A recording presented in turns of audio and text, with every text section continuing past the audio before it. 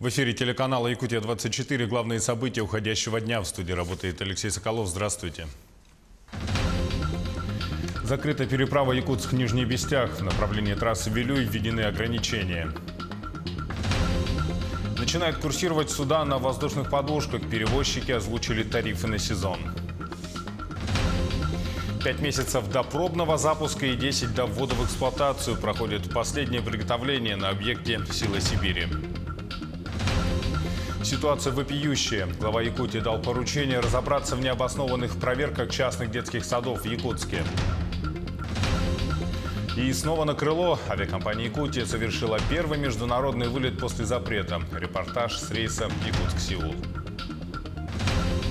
В Нерюнгри завершился первый районный детский театральный фестиваль кукол «Золотой ключик».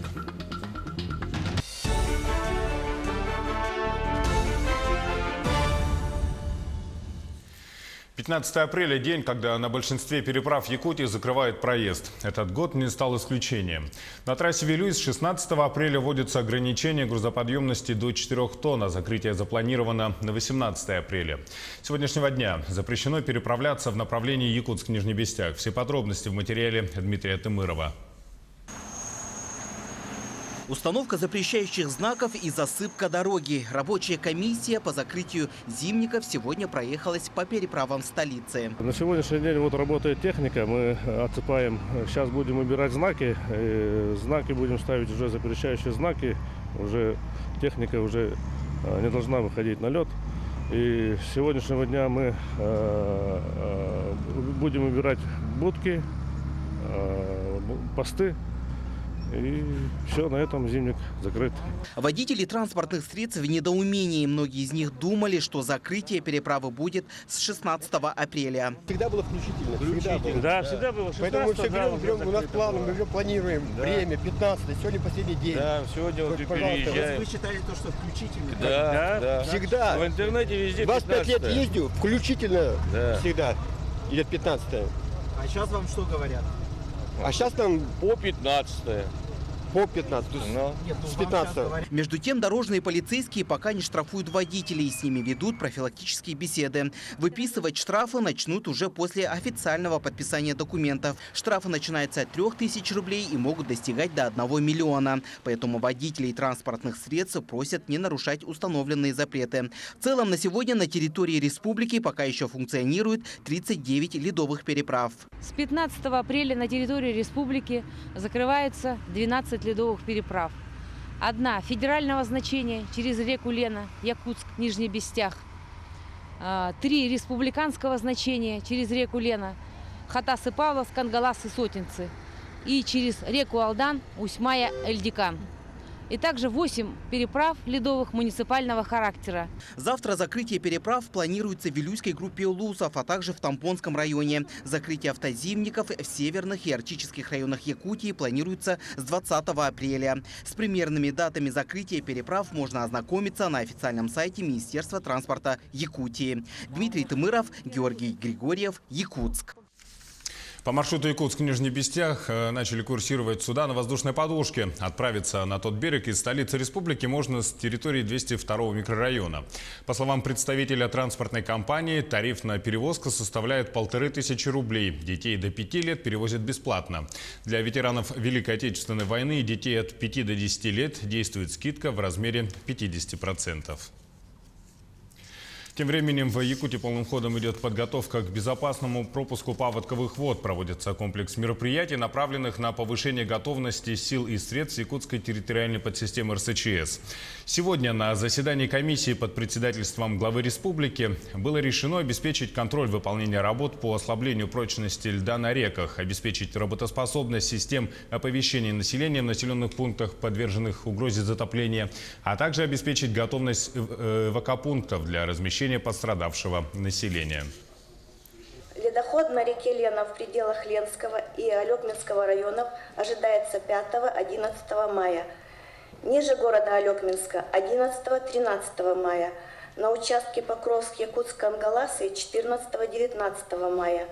Поселок Сангары 19-21 мая. В нижнем течении реки в последних числах мая и в районе Кюсюра в первой пятидневке июня. Стратегию развития Арктики на ближайшие 15 лет должны подготовить до 1 декабря этого года. Об этом заявили в пресс-службе полпреда президента России на Дальнем Востоке Юрия Трутнева. А в документе будут заложены меры по ускорению развития экономики и социальной сферы арктических территорий. Напомню, что президент страны Владимир Путин 9 апреля заявил, что данная стратегия должна объединить мероприятия нацпроектов и госпрограмм, инвестиционные планы инфраструктурных компаний, программы развития арктических регионов и городов. Кроме того, по ключевым социально-экономическим показателям все арктические регионы необходимо вывести на уровень не ниже среднероссийского. На Чиндинском месторождении готовится к поставке якутского газа в Китайскую Народную Республику по газопроводу «Силы Сибири». До запуска проекта осталось меньше 10 месяцев. Пробный пуск запланирован на сентябрь этого года. Старт самого же проекта намечен на 1 декабря. В настоящее время на Чиндинском месторождении завершаются общестроительные работы на первоочередных производственных объектах инфраструктуры, в частности на установке комплексной подготовки газа. Ведется монтаж и пусконаладочные работы на основном технологическом оборудовании. Также продолжается бурение эксплуатационных газовых скважин. Пробурено 144 из 335 скважин, предусмотренных проектом освоения месторождения. Завершено строительство газопровода, подключение к магистральному газопроводу «Силы Сибири». Заканчивается сооружение объектов жизнеобеспечения. В этом году также планируется ввод в эксплуатацию опорной базы. Там уже проектом предусмотрена вся необходимая социально-бытовая инфраструктура. Там будет спортзал, зал игровых видов спорта. Мы планируем ввести в эксплуатацию бассейн, 3 дорожки по 25 метров, что тоже, я считаю, очень немаловажно, да, то есть чтобы люди могли не только достойно трудиться, но еще и достойно отдыхать и поддерживать свое здоровье. Вот, будет введен комплекс столовой с овощехранилищем. Значит, у нас будет 4 комфортабельных общежития, скажем так, суммарной вместимостью на 640 мест. То есть, в принципе, в этом году мы планируем обеспечить все необходимые социально-бытовые условия. Россиян с низкой заработной платой могут освободить от уплаты налога на доходы физических лиц. Исходя из Трудового кодекса, работодатель не может платить сотруднику сумму меньше минимального размера оплаты труда. Например, в среднем по стране прожиточный минимум составляет 11 300 рублей. При этом после уплаты НДФЛ работник получает только 9 800 рублей. В таком случае его доход оказывается ниже прожиточного минимума. Таким образом, речь идет о гражданах, чьи доходы после вычета НДФЛ оказываются ниже прожиточного минимума. И продолжая налоговую тему, 2 недели осталось до конца срока сдачи декларации о доходах физических лиц за 2018 год. Последний срок приема документов – 30 апреля. О каких доходах идет речь и какие категории подпадают в материале нашего корреспондента Юрия Осипова? До 30 апреля отчитаться о своих доходах должны индивидуальные предприниматели, нотариусы, адвокаты, учредившие адвокатские кабинеты. Также граждане, которые в 2018 году продавали недвижимость или автомобили, получали дорогие подарки не от близких родственников или доходы из-за границы. Кроме того, выигрывавшие лотерею или сдававшие имущество в аренду граждане. В случае непредставления установленный срок предусмотрены штрафные санкции. Так, значит, это 5% от суммы налога, но не более 30%, но не менее 1000 рублей. В случае несвоевременной уплаты тоже, значит, предусмотрены штрафные санкции в размере 20% от неуплаченной суммы налога. Напоминаю, что срок уплаты наступает не позднее 15 июля 2019 года по доходам за 2018 год. Подать декларацию о доходах можно как в бумажном формате, так и в электронном. Для этого необходимо скачать на сайте Федеральной налоговой службы программу «Декларация», которая поможет подготовить документы через личный кабинет. Если вы все же решили прийти лично, то вам помогут сотрудники налоговой службы. 25-26 апреля 2019 года в налоговых органах республики будут проводиться дни открытых дверей. В этот день для тех, кто сдает декларацию о доходах за 2018 год, будут проведены декларации. Специалисты помогут заполнить декларацию, проведут консультацию и ответят на все ваши вопросы. Между тем, если налогоплательщик сдает декларацию для получения налогового, имущественного или социального вычета, то требования о сдаче декларации не действуют. Ее можно направить в налоговые органы в любое время в течение года. Юрий Осипов, Георгий Григорьев, Якутск. Чуть больше месяца осталось до сдачи единых госэкзаменов. В Удачнинской школе для большей продуктивности решили ввести очно-заочную форму обучения выпускников. Но немногие могут воспользоваться этой программой. Насколько удобно оказалось такое обучение и как готовятся будущие выпускники, расскажет Злата Курбанова. Учителя утверждают, что подготовка к любому экзамену – процесс непростой. Например, ЕГЭ начинается с правильности заполнения бланков. Но главное, конечно же, знания. Их ребята получают не только на уроках, но и дополнительных занятиях. Татьяна Буханова, в будущем экономист, занимается с репетиторами из разных городов онлайн. Нагрузка у выпускницы большая. Не так давно Татьяна решила перевестись на очно-заочное обучение. Оно позволяет учащимся посещать школу по специально составленному графику. Так очень удобно, но проблема в том, что все мои репетиторы в основном преподают по московскому времени, и трудно совмещать школу и репетиторство. Также подготовка именно даже к репетиторству занимает большинство моего времени свободного. И очень сложно ходить в школу и успевать там и сям, чтобы везде был отличный результат. Такой метод обучения в 19-й школе практикуют впервые. Понимая нагрузку у учеников, руководство школы решило пойти навстречу и разработать новый удобный план занятий. Но обучаться по этой программе могут не все выпускники. Мы педсоветом утвердили выход на очно-заочную форму обучения 6 нашим ученикам, выпускникам 11 класса. В основном это наши потенциальные медалисты, и либо дети, которые находятся в зоне не риска, а в зоне ответственности.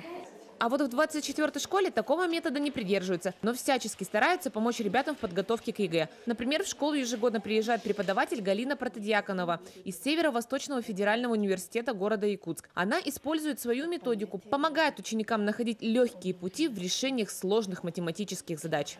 По школьной программе рассматривают, допустим, если в частности предмет математика, в основном такие традиционные решения. А как мы знаем, математика, наука достаточно такая широкая, и решений на самом деле очень много, способов решений. И Галина Юрьевна показывает еще, какие есть наиболее простые способы решения, и наиболее точные. В 24-й подготавливать детей к ЕГЭ начинается с средних классов. Специально для ребят проводятся психологические тесты, которые выявляют способности и интерес к той или иной профессии. Зачастую родители не согласны с мнением ребенка. Тогда на помощь приходит психолог. Работаем над этим, рассказываем, к чему приведет, если интереса нет в будущем у ребенка.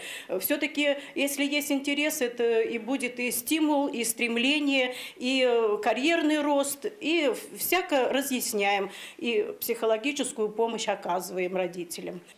Сейчас ребята только готовятся к сдаче единого государственного экзамена, но совсем скоро им предстоит применить свои знания на практике. Уже в мае они пойдут сдавать пробные экзамены, на которых смогут учесть свои ошибки и не допустить их при сдаче ЕГЭ. Злата Курбанова, Денис Сиротин, телеканал «Алмазный край». Ну, сейчас небольшой блок рекламы, и смотрите далее на телеканале «Якутия-24». Ситуация вопиющая. Глава Якутии дал поручение разобраться в необоснованных проверках частных детских садов в Якутске. И снова на крыло. Авиакомпания «Якутия» совершила первый международный вылет после запрета. Репортаж с рейса Якутск-Сеул. В Нерюнгри завершился первый районный детский театральный фестиваль кукол «Золотой ключик». В эфире «Якутия-24» мы продолжаем. Айсен Николаев поручил устранить напряженную ситуацию, возникшую вокруг частных детских садов города Якутска.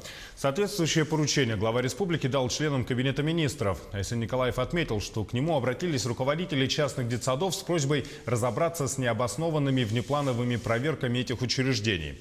Глава назвал ситуацию вопиющей. Цитата. «Во-первых, частные детские сады на основе планов управления образования подверглись внеплановым проверкам, когда такие внеплановые проверки, согласно положению, должны проводиться либо на основе предписаний прокуратуры, либо главы города Якутска. Во-вторых, субсидии, предусмотренные частным детским садам, перечисляются с огромным опозданием». Конец цитаты. Глава республики напомнил, что благодаря частным детским садам и поддержке предпринимателей в Якутске в максимально сжатые сроки был полностью решен вопрос с обеспечением доступности школьного образования для детей от 3 до 7 лет. Если в 2012 году в городе Якутске был создан только один частный детский сад, то в настоящее время в столице свою деятельность ведут 39 таких учреждений. Мэрия Ленска ищет разработчика стратегии развития города. Объявлен аукцион. Максимальная цена контракта – 2 миллиона 400 тысяч рублей. Он должен быть исполнен не позднее 31 декабря этого года. Как следует из технического задания, победитель анализирует социально-экономический характер города, разрабатывает план мероприятий и прогноз на среднесрочные и долгосрочные периоды, а также сценарий развития. Авиакомпания «Якутия» совершила первый международный перелет после длительного запрета. Накануне первые пассажиры отправились по маршруту Якутск-Сеул. Напомним, что из-за целого ряда нарушений перевозчику был введен запрет на заграничные полеты. Спустя полгода менеджмент авиакомпании урегулировал вопрос. Первый рейс в уже традиционном направлении в сюжете Сусанны Рожиной. Мы сейчас находимся на высоте более 11 тысяч метров на борту самолета Boeing 737-800, который выполняет первый в этом году прямой рейс в Сеул. Авиакомпания «Якутия» после 5-месячного ограничения возобновила свои международные рейсы не только в Сеул, но и в Харбин и в Ташкент. Для удобства пассажиров компания будет и в дальнейшем расширять свои заграничные направления. Как мы видим, самолет выполняет полет с полной загрузкой. Это более 170 человек.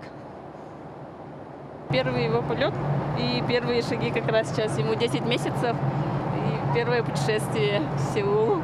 Очень удобный рейс, тем более расписание. Вылетели утром, прилетели утром. Очень рады за авиакомпанию «Якутия». Авиакомпания «Якутия» выполняет рейс Якутск-Сеул рано утром по воскресеньям. Полет длится более 4 часов. Южная Корея привлекательна для туристов еще тем, что въезд в страну безвизовый. Поэтому якутяне чаще всего ездят в Южную Корею не только отдыхать и развлекаться, но и лечиться, работать и учиться. Сеул славится своей демократичностью и открытостью, но при этом нельзя сказать, что столица Южной Кореи перегружена, несмотря на численность населения более 10 миллионов человек. Ну, взрослому 4 часа, я думаю, это нормально. Вполне. С 1 июля по 30 сентября для удобства пассажиров компания «Якутия» будет влетать в Сеул уже 2 раза в неделю, по вторникам и пятницам. Кроме того, в летний период компания будет выполнять и чартерные рейсы в другие крупные города Южной Кореи, из Хабаровска и Владивостока, а из Якутска и Читы в китайский город Бэйдэхэ, из Благовещенска и Хабаровска в Вэйхай. Это когда рейсы приостановлены были, международные рейсы, пассажиры вынуждены были лететь через Иркутск, через Новосибирск, через Владивосток. Это такие вот долгие перелеты были. А сейчас, после того, как возобновили, пассажиры могут лететь 4,5 часа уже в Сеуле. С 10 июня компания возобновляет прямые рейсы из Якутска в Петропавловск-Камчатский. Вылеты будут по понедельникам. В летнем расписании сохраняются и ежедневные рейсы из Якутска в Москву, а также до 3 раз в неделю увеличены рейсы по направлениям Нерюнгри, Москва. Сусанна Рожина, Евгений Тайтонов, Якутск, Сеул. Песня о главном. Алле Пугачевой 70. Человек номер 1 советской и российской популярной музыки. Последняя народная артистка Советского Союза. Женщина, которая не только поет, но и олицетворяет собой всю отечественную эстраду. Сегодня Алла Пугачева отмечает 70-летний юбилей. За свои почти 45-летнюю активную творческую карьеру певица испробовала все.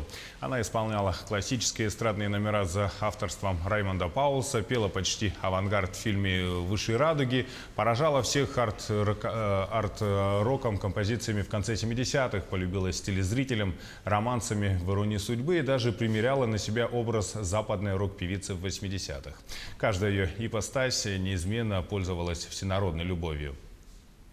Я вообще, конечно, восхищаюсь этой женщиной, потрясающей женщиной, которая поет, скажем так. Это человек, который, конечно, просто легенда, и мне кажется, у нас такой яркой певицы не было и не будет еще много лет. И, конечно, она потрясающая, великолепная. И это просто пример для всех женщин, что эта женщина смогла сделать потрясающую карьеру и создать семью, и стать мамой, бабушкой. В общем, я очень восхищаюсь и очень ее искренне люблю. Российскую эстраду до сих пор сложно представить без Аллы Пугачевой, и сама примадонна, пожалуй, не видит себя вне сцены. Впервые об уходе на заслуженный покой певица объявила еще в 1995 году, но тогда ее творческий отпуск продлился всего 2 года. В 2009 году артистка заявила об окончательном уходе со сцены и следовала своему решению, лишь изредка появлялась в музыкальных передачах с одиночными номерами. К слову, Алла Пугачева ни разу не была в Якутске, но еще в далеком 1995 году, 15 апреля, на 40-летие Мирного выступала Алла Пугачева вместе со своей дочерью, певицей Кристиной Орбакайте, на центральной площади города.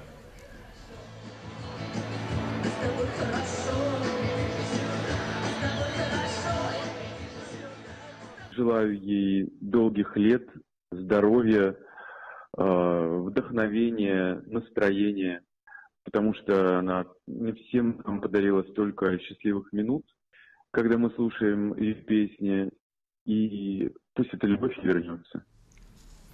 Пугачева никогда не скрывала свою личную жизнь. Сейчас она живет в 5-м браке с Максимом Галкиным, воспитывает двойняшек Елизавету и Гарри. В репертуаре Аллы Пугачевой свыше 100 сольных альбомов, общий тираж которых превысил 250 миллионов экземпляров. Пугачева награждена орденом за заслуги перед Отечеством 2-й, 3-й и 4-й степени и орденом Дружбы. Является лауреатом Государственной премии Российской Федерации. Поклонники называют ее королевой эстрады и главной певицей России. Знаменитая советская и российская певица отметит свой юбилей масштабным концертом в Кремлевском дворце в Москве 17 апреля. Я, как и вся страна, наверное, не только наша страна, восхищаюсь этой великой женщиной. И от всей души поздравляю ее с юбилеем. И очень счастлива, что она уже через несколько дней выходит на сцену. И мы все с удовольствием будем наблюдать это. И я ей желаю, конечно же, огромного счастья, здоровья, самое главное. И чтобы она радовала своих поклонников своим творчеством. К другим событиям. В Нерюнгри завершился первый районный детский театральный фестиваль кукол «Золотой ключик». В рамках нового веяния были организованы выставка кукол ручных работ, детские спектакли, просмотр театральных постановок в детских садах района и самый долгожданный гала-концерт на сцене театра «Актеры и кукла». Оценила творческие способности и театральную деятельность дошколят и наша коллега Александра Цыбикова.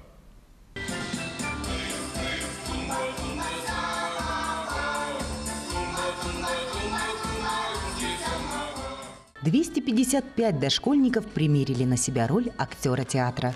В репертуаре фестиваля были представлены 28 постановок в разных стилях и жанрах. Очень понравилось на сцене. Мне понравились номера, бабочки и цветочки. В первую очередь оценивалось композиционное решение, сценография и стилистика художественного решения кукол, декораций и реквизита.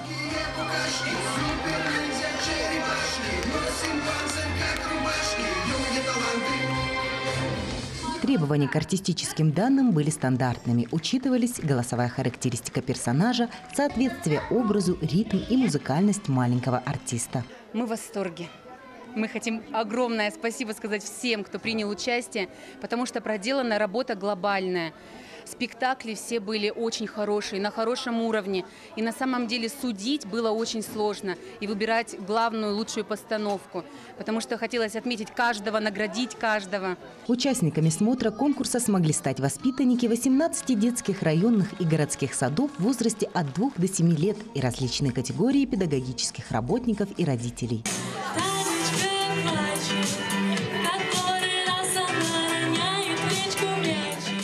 Лучшую театральную постановку показал детский сад «Незабудка» поселка Серебряный Бор. Им был показан теневой спектакль с использованием нескольких видов театральных кукол, живых инструментов. Зрители приветствовали афиши, а разновозрастные воспитанники сада пели и танцевали.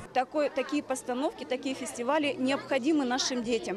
Они учат детей видеть прекрасное. Они учат детей желать выступать. Юным участникам удалось быть и зрителями, и самостоятельно выступить на импровизированной сцене, продемонстрировав артистические таланты. Александра Цыбикова, Захар Головин, Нерюнгри. Такова картина понедельника. Оставайтесь с нами на телеканале Якутия-24. Не переключайтесь. Удачи вам.